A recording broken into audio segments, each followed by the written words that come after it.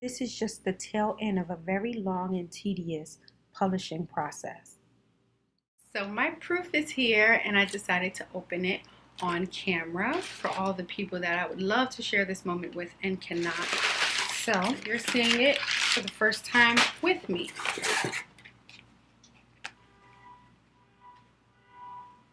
I ordered two so that I can read it and my editor, my lovely editor, can read it. Oh, look how they look next to each other.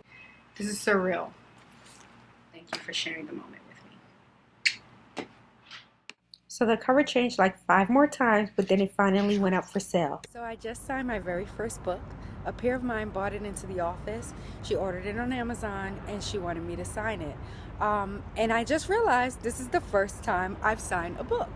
Nothing can bring me down right now. Shortly after my book went into publication on Amazon, I was asked to speak at a women's conference. It was only about a week later. I could not get the books on time. So my cover designer, who's also my website designer, had these flyers and business cards made so that I can give them out at the conference.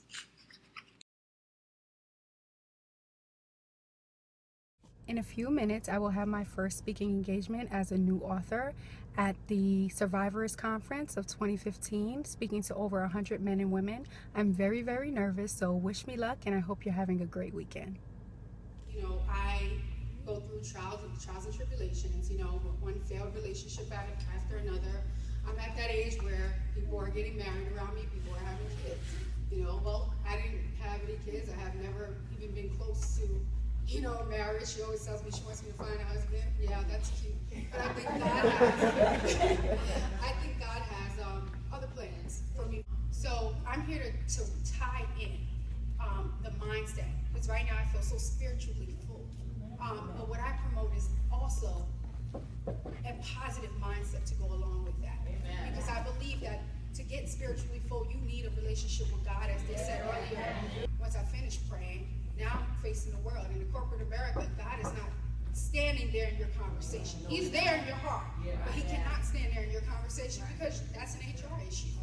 So with that being said, what I did was I said, okay, you know what I'm going to do? I'm going to write down the words that I can use and speak to, and I can share these with my coworkers, and I could speak on my tongue. I've been what I would like to call then a victim of sexual abuse, and had to find ways to encourage myself and my little sisters. And I started doing that through writing. I performed all across the East Coast. I performed in LA. I used that to be my outlet. I don't have one happy poem I've ever written. They're all sad. They're all about how someone got through a situation, you know, abuse and endurance. Last year, I set out to write a book. I named it 1,000 Roads of Discovery. I wrote 10 different subjects. I used poems that I wrote over the last 10 years, and I decided that I was going to write 10 pieces of work, poems or short writing for each of them. And that's how I got to the number 1,000. And I started writing in about 40% through. I was going through probably one of the lowest times in my adult life. And each day I got up and I wrote down something that was going to help me get out of bed that day. I sent it to my family and my friends, because that's just the type of person I am. Once I find something, for me, I start to share. And a long story short, that book that I started writing was not my first book. The words that I was writing that I feel saved my life was my first book. This book is called Positive Reinforcement Daily Declaration. I use it as a year of self-empowerment. There's one for every day of the year. After I had 50, I said, you know what? When you think you're going to do something and God has another plan for you, he's going to show you, he's going to put you in a situation. Who's to say what would have happened if that relationship would have worked out? I might have gotten comfortable, just like everybody else. So, you know, let's plan a wedding, let's have a baby. And then where's my publication? Where's my goal? You look to the left, look to the right sometimes, and you don't have someone to encourage you. I believe you have to encourage yourself in this world. I believe that you have to take what the Lord has given you and use it to encourage yourself, because people are not going to always be there when you need them. And as women, we try to carry so much. We say, you know what, we're going through this, I'm going through this, but I'm all right. I'll hold this for you. What do you need? But you know what? God said, you don't have to do that anymore. Right. You're going to go ahead and you're going to write these words down. You're going to put it in a book, and they can go get what you would say to them. Right. And these statements are written in the form of, like, you're talking to yourself because you're declaring it. That's why it's a declaration. So, it started out, I called them daily affirmations.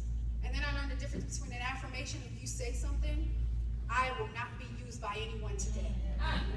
I refuse to be discouraged. So what happens to the mind that did not do that 2 minutes ago? It says, no, you won't, right? That's an affirmation. A declaration says, I don't care what happened yesterday. I don't care what I experienced. I declare that from this moment forward, I will do what I'm saying I'm going to do. So that's when the title transitioned from affirmations to declarations. Because it does not matter where you've been, it matters where you're going. It matters what you claim. So that's what I promote, intentional excellence. To be great on purpose. So if you happen to be one of those people that had a great childhood, and God made the finances work out, right? And God made you live in a 2-parent home, and now you're driving a BMW, and you grew up and, you know, your finances are great, you're good. Then God bless you. I'm not that person. I need to be great on purpose. I need to say, despite what I've been through, despite what I'm going through, I choose to be a good person. And that's what I encourage. And that's what I respect most. The person that has every reason to go and build up a wall and be a dark cloud. And the person that's just, don't talk to me, I'm going through it. But the person that decides not to. And to pick up her fellow sister, and to pick up her fellow brother, and to say, you know what, I don't have a house to show for it, and I might not have a marriage, and I don't have any little ones, but you know what I have? I have the word of God. And I believe that he put me here for a reason, and I believe that he gave me this talent for a reason, and although I am going to release that second book, he decided that that was not his will. It was not going to be the first one. The first one was going to be how I was going to make my claim as a writer. It was going to be to encourage people. Right. And that's what I wanted to do with you today. I thank you for allowing me the chance to speak to you. And if you want to speak to me afterwards or have any questions, you can go ahead and see me. I have flyers. The book is available on Amazon right now. It is going to be available on my website as well. Before I go, I wanted to read something to you. It's March 19th in the book. And it says, there have been people who have hurt me or left me. Though sad and confused in the moment, I know that I am truly better off without the presence of anyone that does not serve me well.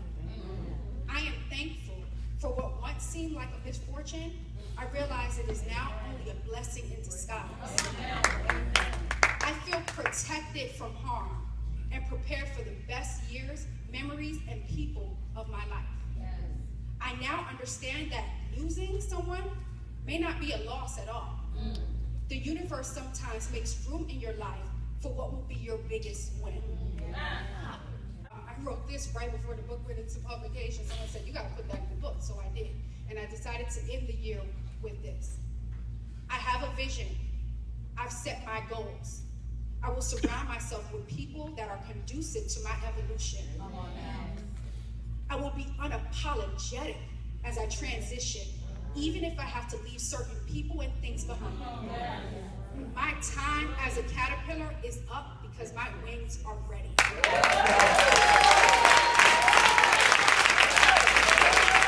I just finished speaking at the women's conference. It was a women's conference that was geared towards the church, so it was girlfriends in Christ. So there was a lot of praising, a lot of motivational speaking that's directly related to the Bible. So if you watch the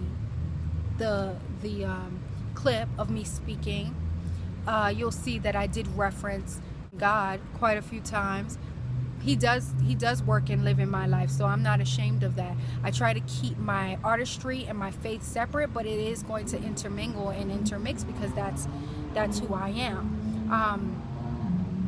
There were people, my face is tear stained because there were people coming up to me and telling me that, you know, that I moved them and that I encouraged them and that they needed me to come into their life and maybe get involved with their daughters. And every time I was signing one flyer and putting the code that I have for the conference to get a discount on the books from my site.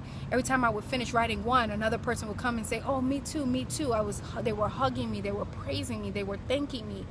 And I'm truly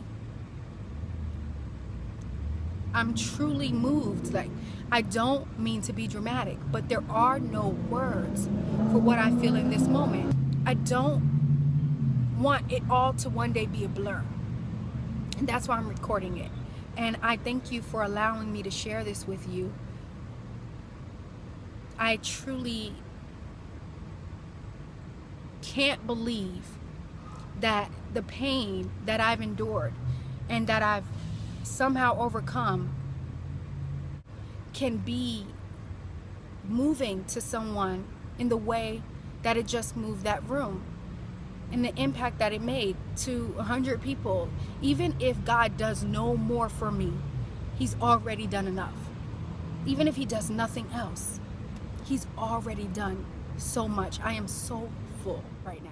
Positive Reinforcement Daily Declarations can be found on Amazon.com, or for personalized copies, visit my website, IAmKiaWoods.com.